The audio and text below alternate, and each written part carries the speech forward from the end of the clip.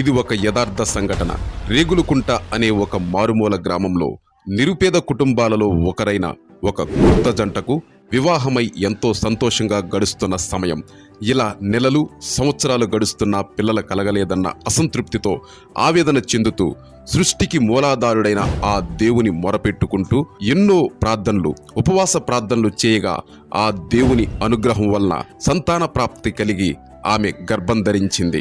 ఆమెకు తన భర్త 9 నెలల పాటు కంటికి రెప్పలా చూసుకుంటూ ఉండగా ప్రసవ సమయం చేరుకోగానే పురిటి నొప్పులు ఎక్కువయ్యేసరికి ఆ దగ్గరలో ఉన్న కొయ్యలగూడెంలోని గవర్నమెంట్ హాస్పిటల్లో చేర్పించగా సరిగ్గా 2001 మే 27వ తేదీన ఒక మగబిడ్డకు జన్మనిచ్చింది. అది అందరికీ శుభవార్త అయినప్పటికీ అంతలోని చీకటి ఛాయలు అలుముకున్నాయి. పుట్టిన బిడ్డలో కదలికలు లేకపోవడంతో తల్లిదండ్రులు విషాద శోకంలో మునిగిపోయారు. చలనం లేని ఆ బిడ్డను గమనించిన డాక్టర్లు